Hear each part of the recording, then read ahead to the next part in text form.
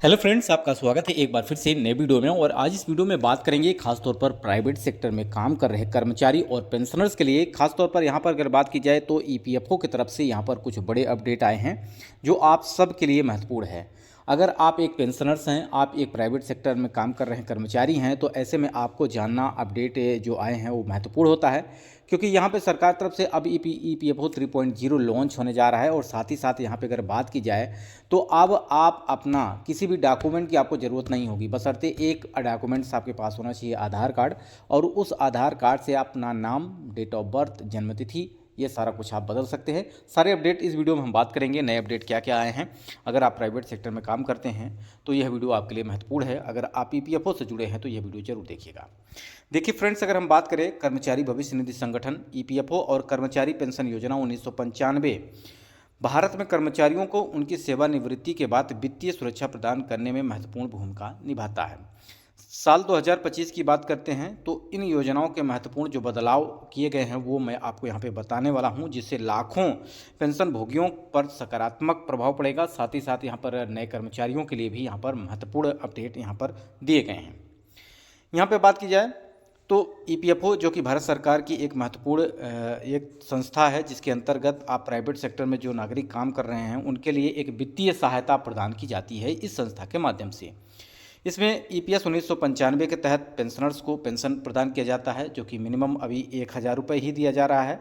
लेकिन यहाँ पर सरकार इसके बारे में विचार कर रही है कि यहाँ पर पेंशन आपको बढ़ाकर 7,500 रुपये कर दी जाए, क्योंकि यहाँ पर यूपीएस पेंशन स्कीम जो कि लागू होने जा रही है 1 अप्रैल से, और इसमें मिनिमम आपको 10,000 रुपये पेंशन आपको यहाँ पर मिलने ही वाला है अगर आप 10 साल तक नौकरी कर लेते हैं। लेकिन यहाँ पे अगर बात की जाए प्राइवेट सेक्टर की, तो यहाँ पर प्राइवेट सेक्टर में ये रूल्स है कि अभी अगर आप 10 साल तक नौकरी लगातार करते हैं तो वहाँ पर आपको 10,000 नहीं बल्कि 1,000 रुपये आपको दिया जाएगा, यानी 10 गुना ज़्यादा यहाँ पर पेंशन मिल रहा है यूपीएस पेंशन स्कीम को, यूनिफाइड पेंशन स्कीम जो 1 अप्रैल से लागू हो रही है। ओल्ड एज पेंशन की स्कीम और साथ ही साथ यहाँ पे बात की गई है एनपीएस पेंशन स्कीम को जोड़ करके एक पेंशन स्कीम बनाई गई है UPS pension scheme, unified pension scheme. इसके अंतर्गत मिनिमम आपको 10,000 रुपये मिलेगा ही मिलेगा अगर आप 10 साल तक नौकरी कर लेते हैं। इसके अलावा आपको यहाँ पर बहुत सारे बेनिफिट हैं, आपके डेथ बेनिफिट्स हैं। अगर कोई भी व्यक्ति मृत्यु हो जाती है उसको, तो उसके परिवार को 60%, उसकी जो पेंशन मिल रही है उसकी 60% यहाँ पर आपको परिवार को मिलने वाला है। लेकिन प्राइवेट सेक्टर में ऐसा नहीं है। मिनिमम पेंशन देख सकते हैं आप 1,000 रुपये है।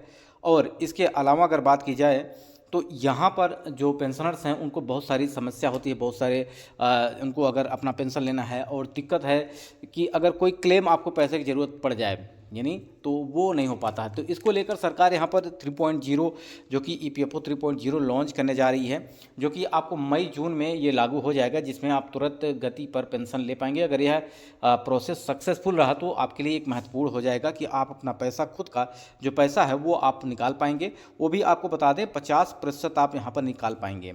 जैसा कि 70% आपका पैसा बनता है, 30% आपका पेंशन में जाता है, तो 70% का 50% आप निकाल पाएंगे। तुरंत एक दिन के अंदर पैसा आपके बैंक अकाउंट में ट्रांसफ़र हो जाएगा। ठीक है। तो ईपीएफओ ने बताया कि सुविधा केवल उन नागरिकों के लिए उपलब्ध है जिनका यूएन नंबर आधार कार्ड से लिंक नहीं है। देखिए, सबसे महत्वपूर्ण ये है कि अब आप अपना जो डॉक्यूमेंट्स होता है उसको वेरीफाई करने के लिए आपको बहुत सारी समस्याओं का सामना करना पड़ता है। तो अगर आपका यूएन नंबर आधार कार्ड से लिंक नहीं है, वेरीफाई नहीं है, तो आपको दिक्कत हो सकती है। अगर आपका यूनियन नंबर आपके आधार कार्ड से लिंक है तो आपको प्रोसेस का जो उद्देश्य है, यानी कोई काम कराना है जिसमें आपका डॉक्यूमेंट से रिलेटेड डेट ऑफ बर्थ या नाम कुछ दिक्कत है, तो वो आप अपडेट कर पाएंगे। अगर आधार कार्ड में आपका सब कुछ सही है तो आगे आप सब कुछ सही कर पाएंगे।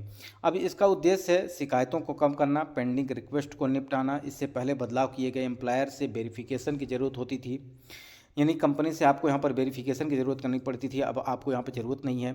इसमें 20 से 28 दिन लगते थे, लेकिन अब इन नई सुविधा से सदस्य अपनी आसानी से अपनी जानकारी अपडेट कर सकता है और यह प्रक्रिया तेज़ हो गई है। और यहाँ पर आप अगर कोई कंपनी चेंज करते हैं तो उस दौरान भी आपको यहाँ पर अपने प्रीवियस जो कंपनी है उससे आपको यहाँ पर बहुत सारे काम करवाने होते थे, लेकिन अब आप सिंपली आप जहाँ भी जा रहे हैं किसी दूसरी कंपनी में आपको कुछ भी नहीं करना है, सारा कुछ यहाँ पर एचआर के माध्यम से कंप्लीट हो जाएगा और आपको आपके जो यूनियन नंबर है वो एक्टिवेट हो जाएगा। ठीक है।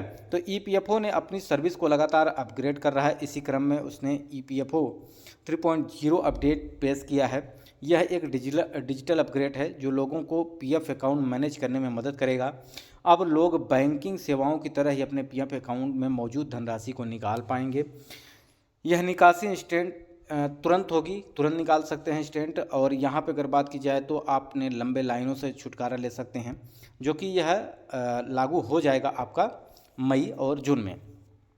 ईपीएफओ 3 आने के बाद यूजर सबसे पहले लंबी लाइनों से छुटकारा मिल पाएगा और साथ ही साथ उन्हें पैसा निकालना आसान हो जाएगा। इसमें यूजर्स को एटीएम की मदद से पैसा निकालने की भी सुविधा ईपीएफओ की तरफ से दी जा रही है। आपको किसी के दफ्तर के चक्कर काटने की ज़रूरत नहीं पड़ेगी। आप आसानी से किसी भी ऑफिस या किसी भी एटीएम या बैंक से आप जाके अपना पैसा निकाल सकते हैं। अगर आपका दूसरा यहाँ पर अगर आपका यूनियन नंबर आधार कार्ड से लिंक किया गया है तो ईपीएफ सदस्य बिना कोई दस्तावेज अपलोड किए अपना नाम, डेट ऑफ बर्थ, जेंडर, राष्ट्रीयता, माता पिता का नाम, मटेरियल स्टेटस यानी मैरिज स्टेटस, पति पत्नी का नाम, ज्वाइन करने का और डेथ और छोड़ने का आप यहाँ पर अपडेट कर सकते हैं।